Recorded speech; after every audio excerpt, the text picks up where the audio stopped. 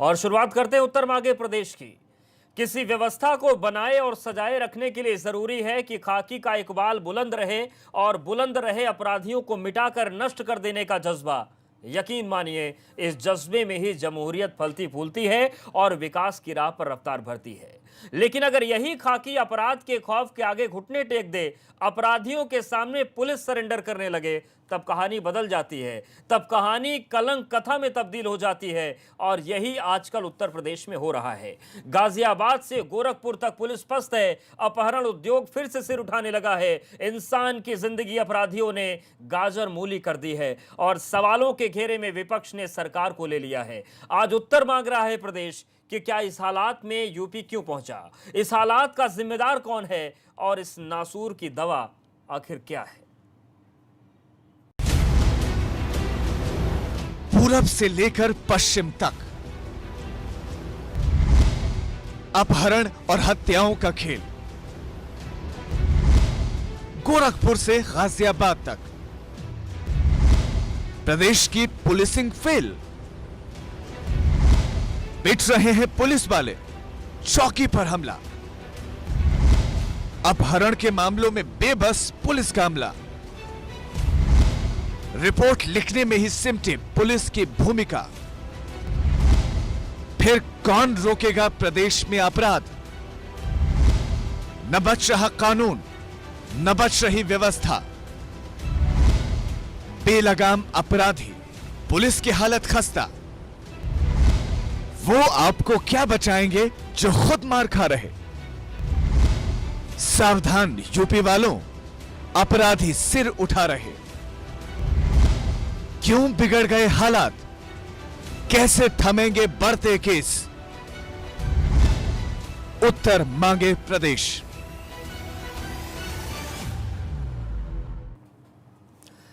तो आज उत्तर यही मांग रहा है प्रदेश की गोरखपुर से लेकर गाजियाबाद तक, कानपुर से लेकर कासगंज तक तस्वीर एक है। इन सब के बीच एक और जानकारी आई कि मथुरा में दबंगों से परेशान एक युवक ने थाने में जहर खा लिया और थाने पहुंच गया। कुछ खास मेहमान हमारे साथ जुड़ गए। ओंकार सिंह जी, प्रवक्ता कांग्रेस, प्रोफेसर अभिषेक मिश्रा, प्रवक्ता सपा, विनोद सोनकर सांसद हैं बीजेपी के, और धर्मेंद्र कुमार जी जुड़ गए हमारे साथ, पूर्व डीएसपी हैं। आप सभी मेहमानों का बहुत स्वागत है। और विनोद सोनकर जी, सबसे पहला सवाल यही, जो गोरखपुर में हो रहा है, जो गाजियाबाद में हो रहा है, जो कानपुर में हुआ, ये सर क्या हो गया उत्तर प्रदेश की पुलिस को?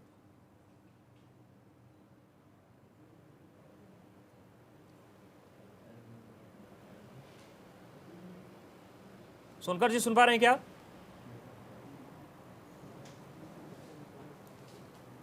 आवाज कट जा रही भाई साहब। ठीक है, विनोद सोनकर जी के पास जाएंगे। और विनोद जी सुन पा रहे हैं क्या? आवाज आ गई, बोले बोले आप। सर, सवाल मेरा ये है कि गोरखपुर से लेकर हाँ, सुन पा रहा हूं, गाजियाबाद बोले। तक, कानपुर से लेकर कासगंज तक, और जो पूरी तस्वीर आ रही है अपराधियों की, जिस तरीके से हौसले बुलंद है, पुलिस आपकी पस्त है, ये क्या हो गया? कानून व्यवस्था कैसे बचेगी प्रदेश की?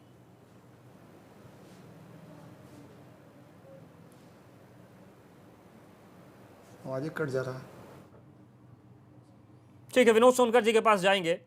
अभिषेक जी, आपके पास आते हैं। ये जो तमाम सवाल आज हम पूछ रहे हैं विनोद जी से, यही सवाल बीजेपी आप लोगों से पूछा करती थी और यही सवाल थे जो आप लोगों के लिए बड़ी मुसीबत बने चुनाव के वक्त में। ये जो पुलिसिंग हो रही है, ये किस तरफ इशारा करती है? क्या ये मान लें कि कानून व्यवस्था ध्वस्त हो गई पूरी तरीके से उत्तर प्रदेश की पुलिस की वजह से? बिल्कुल। मुझे लगता है कि आपने जिस बेबाकी से रिपोर्ट दिखाई है आज, और जिन शब्दों का इस्तेमाल किया है, चाहे जंगल राज, पुलिस पूरी तरीके से फेल, पूरब से लेकर पश्चिम तक, उत्तर से लेकर दक्षिण तक, आज उत्तर प्रदेश में हर आदमी ये महसूस कर रहा है कि न उसका जान माल सुरक्षित है, न उसका घर परिवार सुरक्षित है, न बिटिया सुरक्षित है, न बेटा सुरक्षित है। चाहे मर्डर्स की बात हो, चाहे रेप्स की बात हो, चाहे क्रिमिनल एक्टिविटी की बात हो, हीनस क्राइम अगेंस्ट विमेन की बात हो, तो आपने देखा हर तरफ से कानून व्यवस्था पूरी कोलैप्स हो गई है। पूरा तरीके, एक स्ट्रक्चर जो था जो एक सिस्टम काम करता था, मुझे नहीं लगता आज उत्तर प्रदेश में कानून व्यवस्था के नाम की चीज भी बची है। हाँ, गरीब हो, निहत्ता हो, कोई आदमी शांतिपूर्ण ढंग से अपनी बात कह रहा हो, कोई प्रदर्शन करना चाहे, कोई ज्ञापन देना चाहे, कोई नारा लगा दे, उस पर पुलिस थप्पड़ मार रही है, मकान से ऊपर से फेंक रही है, डंडा चला रही है, किसी का रिक्शा पलट रही है, किसी का ठेला पलट रही है, उस काम में पुलिस बहुत वीर है, शूरवीर है। लेकिन जहां क्रिमिनल पकड़ने की बात आ जाए, वहां पुलिस को निश्चित रूप से कोई तरीका नहीं सूझ रहा। आप थाने पे आप अभी चौराहे चले जाइए अगर, तो हर चौराहे पे बड़ी मुस्तैदी से लोग खड़े हैं। क्यों खड़े हैं ये उत्तर प्रदेश की जनता पूरी जानती है, मैं बोलना नहीं चाहता वो शब्द, लेकिन हर चौराहे पे अभी आप थाने चले जाइए किसी कंप्लेंट को लेकर के, तो कोई सुनवाई नहीं है। ये सिर्फ पॉलिटिकल नेतृत्व जो है उसकी कमी है। आज पॉलिटिकल नेतृत्व जब ये कहता है ना, ये हमको आपको समझने की जरूरत है कि जब पॉलिटिकल नेतृत्व ये कहता है कि संविधान से कोई फर्क नहीं पड़ता, कानून से कोई फर्क नहीं पड़ता, न्यायपालिका क्या कहती है उससे फर्क नहीं पड़ता, कानून की जो प्रोसेस है उससे फर्क नहीं पड़ सकता, जब हो ठोक दो, तो जब ठोक दो कहोगे तो लोग ठोक देंगे। फिर वो कहते हैं रोक तो, लेकिन सवाल विनोद सोनकर जी ये है खोजते ठोकने के कि अब तो ठोकना भी नहीं मान रहे हैं, ठोकने पर भी सवाल उठ रहे हैं। और पूरे प्रदेश की तो छोड़िए, मुख्यमंत्री योगी आदित्यनाथ जी के गृह जिले में भी पुलिस गंभीर नहीं है, तो पूरे प्रदेश में क्या काम करेगी उसकी तस्वीर भी मैं वहीं आ रहा था जो आपने कह दिया। मैं आपको धन्यवाद देता हूं कि जब गोरखपुर का आदमी, जहां से माननीय मुख्यमंत्री स्वयं जीत के आते हैं, जिनके वोट लेते हैं स्वयं, भारतीय जनता पार्टी की बात तो अलग हो गई, लेकिन जिसके स्वयं वोट से अगर मुख्यमंत्री जी के क्षेत्र में पुलिस सजग नहीं है तो फिर कानपुर में क्या हो रहा है, गाजियाबाद में क्या रहा है, वो तस्वीर तो हम दिखाई रहे हैं। अवधेश जी, मैं चाहूँगा कि मैंने अभिषेक जी को मैंने सुना है, अब अभिषेक जी भी सुनेंगे तो बेहतर रहेगा। अवधेश जी, निश्चित रूप से चाहे गोरखपुर की घटना हो, आपको तो पूरे देश ने सुना था जो आपने कहा था टीवी पर, पूरे देश ने सुना था आपको। ये दुख, उसका जवाब भी देगा उत्तर प्रदेश, वक्त आने दीजिए। नहीं, बिल्कुल मैं अपनी बात कहूँगा। और अभिषेक जी, यही तो दुर्भाग्यपूर्ण है कि ना तो आप लोग पूरी बात सुनते हैं, पहले भी कही थी, ना तो पूरी बात को जवाब लेना चाहते हैं। जी, दिक्कत इसी बात की है। नहीं, मैं सम्मान सुनूंगा, पूरे आदर के साथ सुनूंगा। आप बोलिए। संकट खड़ा हुआ है तो नहीं, मैं देख रहा हूं कि आप कैसे सुन रहे हैं, मैं देख रहा हूं कि कैसे आप सुन रहे हैं। आपने देखा कि जब आप बोल रहे थे तो मैं पूरी बात ध्यान से सुन रहा था, और आप लोग किसी बात को बतंगड़ बनाने में बहुत माहिर हैं। और मैं तो ठीक है सर, तो उन्होंने बतंगड़ बनाया तो जनता ने उन्हें बाहर कर दिया। आप बताइए कि आज जो हालत प्रदेश की है, माननीय कैसा शब्द है, आप सांसद हैं, आपको तो ये सवाल पार्लियामेंट में उठाना चाहिए। आप मुझको कह रहे हैं बतंगड़, उत्तर प्रदेश की जनता की आवाज उठा रहा हूं, आप कह रहे हैं बतंगड़, कानून व्यवस्था पे सवाल उठा रहा हूं, आप कह रहे हैं बतंगड़ बना रहा हूं। देखिए अवधेश जी, भेजिए शब्द वापस दिला दीजिए, कानून व्यवस्था पे सवाल उठाना बतंगड़ बनाना नहीं होता है। माननीय सोनकर साहब से अच्छा है वापस ले लें। प्रदेश में गलत, देखिए ये सुनना ही नहीं चाहते। अगर आप बात उठाओ तो बतंगड़ लगता है, अभी मैं इनकी तारीफ देखना नहीं चाहेंगे बहुत अच्छा लगेगा। तो कोई ना देख ना आपको जिन लोगों को इकट्ठा कर रखा है ना, जो सिर्फ तारीफ कर रहे हैं आपके आसपास बैठे, वो आपको बड़ा नुकसान कर रहे हैं। बात मानिए मेरी। अभिषेक जी, इनका एक बार जवाब ले लेते हैं, उसके बाद फिर चर्चा को आगे बढ़ाएंगे। ठीक है विनोद जी, आप सीधा बताइए, ये जो कुछ भी हो रहा है गाजियाबाद में, गोरखपुर में, कानपुर में, कासगंज में, अच्छा रहेगा कि एक अवसर है। अभिषेक जी छोड़िए, माफ कीजिए विनोद जी छोड़िए, अभिषेक जी ने अगर बतंगड़ बनाया, अगर कानून व्यवस्था नहीं संभाल पाए तो जनता ने सत्ता से बाहर किया। अब आप ये बताइए, क्या वही स्थिति आपके वक्त में खड़ी हो गई है जो उनके वक्त में हुआ करती थी? ये मानेंगे आप? मैं अवधेश जी यही कहना चाह रहा हूं, जब अभिषेक जैसे प्रोफेसर और समाज के बुद्धिजीवी किसी बात को पूरा ना सुनेंगे और ना किसी को बोलने देंगे, नहीं अब सुन रहे हैं सर, आप अब मुद्दे पे आइए। प्रदेश में इसका असर होता है, इसका संकट होता है। अब मैं अपनी बात पे आता हूं। निश्चित रूप से जो इधर घटनाएं घटी हैं वो दुर्भाग्यपूर्ण हैं और चिंता का भी विषय है, लेकिन हम लोगों को वर्तमान जो घटनाएं घट रही हैं, जरा इसके पृष्ठभूमि में भी जाने की ज़रूरत है। जिस तरह से समाजवादी और बहुजन समाज पार्टी सरकार के समय उत्तर प्रदेश में हूटर और शूटर का राज था, उसका ये परिणाम है। क्योंकि अपने समय जिस तरह से इन लोगों ने एक अच्छे खासे पुलिस बल को जिस तरह से उसका राजनीतिकरण करने का काम किया, जिस तरह से उसका जातियों में बांटने का काम किया, और साथ ही साथ जो पुलिस का समय समय पर मॉडर्नाइजेशन का काम है। नहीं तो क्या उनके ये माने डेवलपमेंट कि का 3.5 काम है, साल उनके में उन प्रशिक्षण चीजों का को काम सही है, करने में आप लोग जो फेल हो पिछले गए? लंबे समय ये मान तक- लीजिए तो हम आगे जाते हैं पिछले- ओंकार जी के पास। पिछले फेल हो गए लंबे- क्या आप लोग? देखिए अवधेश जी, आप यही वादा अवधेश करके तो जी, आए थे ना कि जो अवधेश उन्होंने जी, गड़बड़ की वो हम बदल देंगे। अवधेश जी मुझको बोलने दीजिए। बिल्कुल हमने बदला भी है। आज केवल माननीय मुख्यमंत्री जी के नेतृत्व की देन है कि 17,000 से ज्यादा अपराधी या तो अपनी जमानत तुड़वा के जेल में हैं या प्रदेश से बाहर हैं, और 1,000 से ज्यादा मुठभेड़ में 103 से ज्यादा अपराधियों का ढेर हुआ है। लेकिन दुर्भाग्यपूर्ण है कि जब पुलिस कार्रवाई करती है तो कुछ लोग उसको दूसरे चश्मे से और दूसरे राजनीतिक नफा नुकसान के लहजे से देखते हैं। ठीक है ओंकार सिंह जी, जिसके कारण पुलिस का सीधे तौर से सवाल मनोबल ये भी है कि गिरता प्रियंका है गांधी और जी ने भी अपराधियों चिट्ठी का लिखी। मनोबल बढ़ता भी विनोद है। जी आंकड़े बता रहे हैं कि कितनों को मारा, कितने भाग गए, फिर आप लोग चिट्ठी क्यों लिख रहे हैं? अवधेश जी देखिए, विनोद जी ने बहुत लंबी चौड़ी बात कही, और जो प्रियंका जी ने चिट्ठी लिखी है उसको अपने आप स्पष्ट हो जाता है कि इतने अपराधी जो मारे गए, वो अपराधी अगर मारे गए हैं तो ये अपराध क्यों बढ़ रहे हैं, कारण क्या है। लेकिन सबसे बड़ी चीज़ ये है कि प्रशासन जो है वो इकबाल से चलता है, और सरकार का इकबाल ख़त्म हो गया है, और सरकार ने ये इकबाल अपने आप ख़त्म किया है, कोई दूसरा ख़त्म करने नहीं आया। विनोद जी सच्ची बात कह रहे थे कि राजनीतिकरण हुआ है, तो आप भी तो राजनीतिकरण कर रहे हो। आपने इतनी बड़ी घटनाएं हुई, ना आपने डीजीपी को हटाया, ना आपने होम सेक्रेटरी को हटाया, ना आपने चीफ सेक्रेटरी को हटाया। आप अगर जिम्मेदारी नहीं मुहैया करें, किसी की निश्चित करेंगे कि डीजीपी को कहिए कि अगर कोई घटना घटित होगी तो जिम्मेदार आप होंगे, और डीजीपी मुख्यमंत्री से कहे कि हमको पूरा फ्री हैंड दिया जाए ट्रांसफ़र पोस्टिंग का, और तब उसके बाद वो ट्रांसफ़र पोस्टिंग में उसको फ्री हैंड दीजिए, और उसके बाद गलती होती है तो आप उसको हैंग कीजिए। एसपी को आप पोस्ट करते हैं तो वो न तो एसपी पोस्ट कर सकता है, न स्टेशन ऑफिसर पोस्ट कर सकता है, सारी लिस्टें बाहर से बन के आ जाती हैं, तो आप बताइए कैसे काम होगा। बिल्कुल, ये बहुत बड़ा मुद्दा है, और यही समझने की कोशिश करेंगे धर्मेंद्र कुमार सर, जिस तरफ ओंकार जी इशारा कर रहे हैं, पोस्ट करे, क्या यही समस्या यूपी पुलिस झेल रही है कि सरकार कितनी भी बदले लेकिन व्यवस्था नहीं सुधरती? एक बात सुन लीजिए जी, मेरी एक बात सुन लीजिए खाली, ठीक है बात कि अगर आप डीजी को फ्री हैंड दीजिए, डीजी एसपी को पोस्ट करे, और एसपी को फ्री हैंड दीजिए कि स्टेशन ऑफिसर जिसको चाहो बनाओ, लेकिन अगर अपराध होगा तो हम तुम्हें हैंग कर देंगे। बिल्कुल ठीक है। अगर धर्मेंद्र कुमार ये जी, सारी चीजें की जाएं, जो बात ओंकार जी कह रहे हैं, हैं, क्या यही पुलिस के सामने संकट है कि पुलिस सुधार की बातें तो होती हैं लेकिन सुधार नहीं हो पाता है?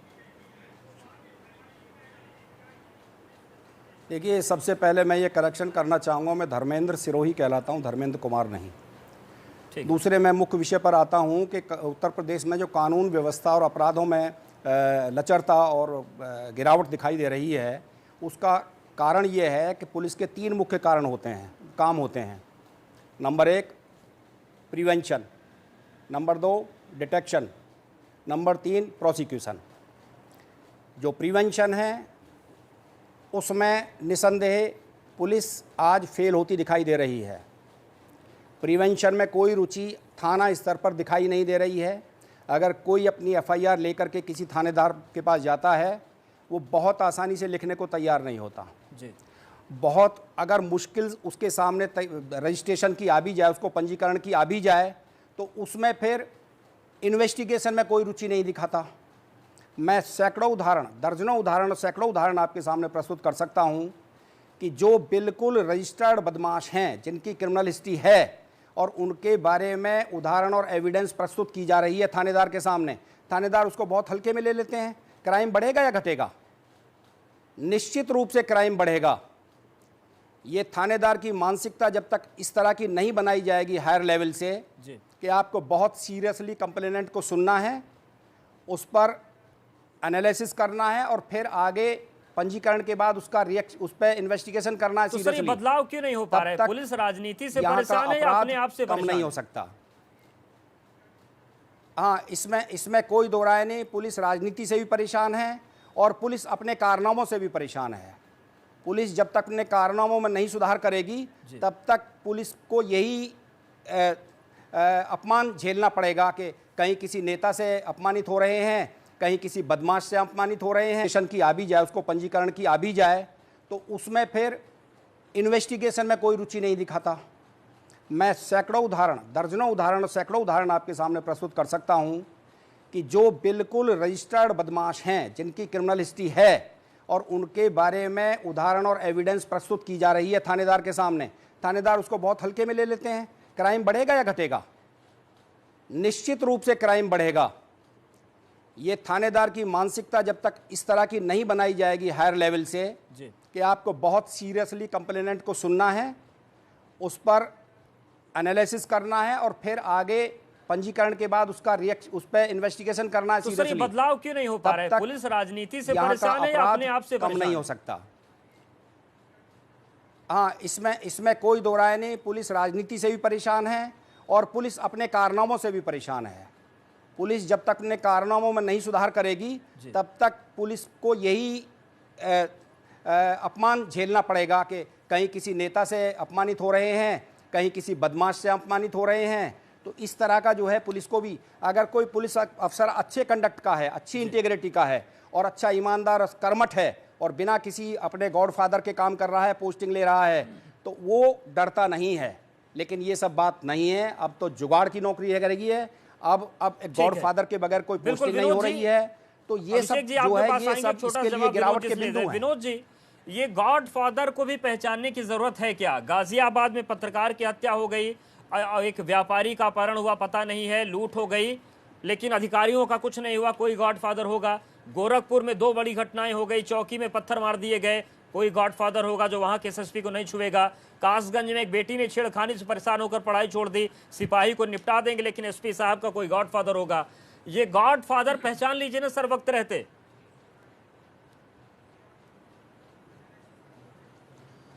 देखिए अवधेश जी, आप लोग स्वयं अपने कई कार्यक्रमों में इस बात को चलाए हैं कि सांसद की नहीं सुनी जा रही है, विधायक की नहीं सुनी जा रही है।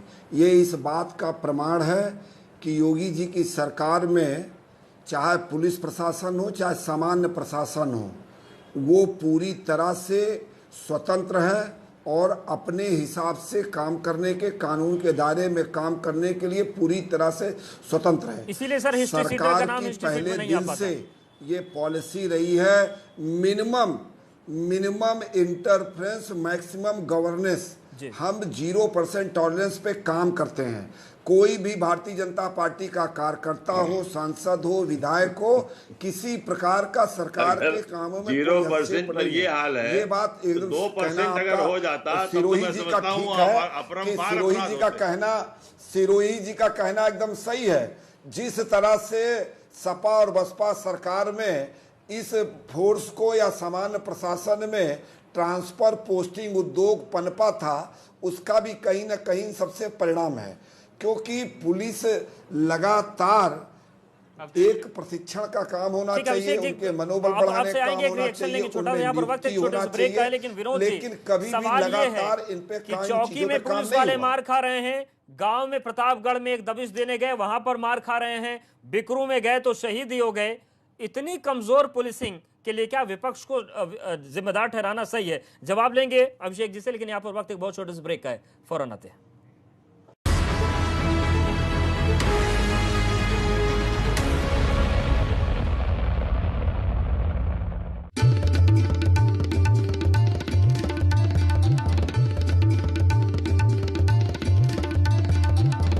आप देख रहे हैं एबीपी गंगा, खबर आपकी, जुबान आपकी।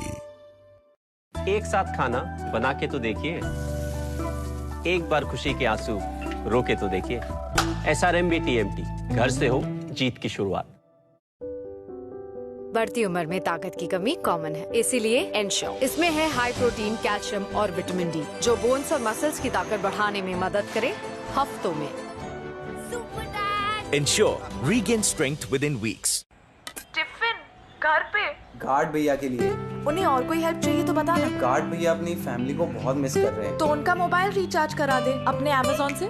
कुछ जरूरी, कुछ हम सबकी जिम्मेदारी। रिचार्ज और बिल पेमेंट के लिए है अमेज़न। उत्तर प्रदेश में वापसी कर चुके प्रवासी मजदूरों और कामगारों के लिए कोरोना के संकट काल में रोजी रोटी का सवाल अब मायने नहीं रखता, क्योंकि प्रदेश सरकार की विभिन्न रोजगार योजनाओं के अंतर्गत उन्हें मिल रहा है रोजगार।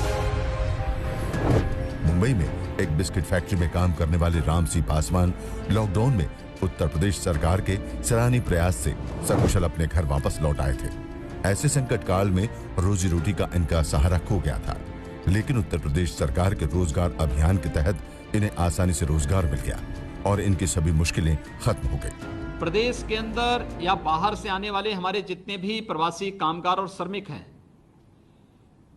इनके हाथों को कार्य मिल सके, इसके लिए निरंतर प्रयास हो रहा है। प्रदेश में राज्य ग्रामीण आजीविका मिशन के तहत 1.69 लाख लोगों को रोजगार मिला है। दूसरे प्रदेशों से वापस लौटे उत्तर प्रदेश के कामगारों और श्रमिकों को रोजगार उपलब्ध कराने के लिए 34,30,000 से अधिक लोगों की स्किल मैपिंग कराई गई है। प्रदेश में रोजगार सृजित करने के लिए कामगार श्रमिक सेवा योजन एवं रोजगार कल्याण आयोग के गठन के साथ ही एमएसएमई इकाइयों को 2002 करोड़ रुपए का ऋण भी वितरित किया गया है। इसके साथ ही आत्मनिर्भर भारत पैकेज के तहत 2.40 लाख इकाइयों को 5,900 करोड़ रुपए का ऋण दिया गया है। कुशल नेतृत्व और चुनौतियों को अवसर में बदलने की प्रतिबद्धता से योगी आदित्यनाथ सरकार बन गई है गरीबों की तारणहार। तभी तो हर हाथ को मिल रहा है रोजगार। भारत को आत्मनिर्भरता के रास्ते पर तेज गति से ले जाने का अभियान या फिर गरीब कल्याण रोजगार अभियान हो, उत्तर प्रदेश यहां भी बहुत आगे चल रहा है।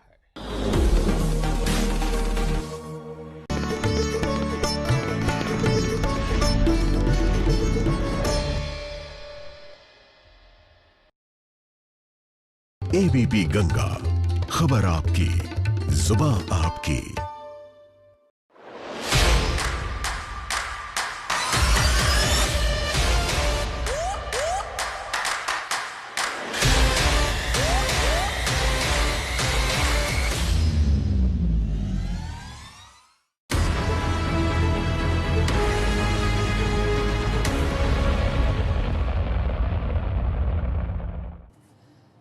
तो सीधे अब रुख करते हैं प्रोफेसर अभिषेक मिश्रा जी आपका। जिस तरीके से सवाल उठ रहे हैं और बार बार विनोद जी का कहना यह है कि जो विरासत आप लोग सरकार में रहकर दे गए, उस विरासत का खामियाजा यूपी को भुगतना पड़ रहा है। अवधेश जी, आपने इतने सवाल उठाए, आपको किसी एक का जवाब मिला क्या? ये इतिहास के पर्दा बना करके, इतिहास को शिखंडी की तरह सामने रख करके उसके पीछे छुपने की जो बात है, ये चीज, इससे इनको बचना चाहिए। आज इनकी सरकार है, आज जवाब इनको देना पड़ेगा इस बात का। और एक चीज और इन्होंने कहा, मुझे पता नहीं क्यों, क्या कारण है कि जब भी माननीय बोलते हैं जरूर जाति जरूर बीच में आती है। अभी इन्होंने बताया जातियों की बात की, आप जाति की बात क्यों करते हैं? अभी कुछ दिनों पहले आपने पूरे देश के सामने एक जाति पे कमेंट किया था, पूरा देश आज उस बात से नाराज है। तो मेरा हाथ जोड़ के निवेदन है माननीय से कि कृपया करके जातियों पे मत जाया करिए। आज पूरा उत्तर प्रदेश जानता है थाने कौन लोग चला रहे हैं। आप बोलिए ना बोलिए, हर आदमी को पता है कौन लोग उत्तर प्रदेश का एक एक थाना, हर जिले में, हर गांव में जो चल रहा है, कौन लोग चला रहे हैं, किसके लोग हैं, कहां से और किस समाज से रखते हैं। तो ये उनको पता है पूरी तरीके से। अपराधियों का मनोबल की बात की इन्होंने।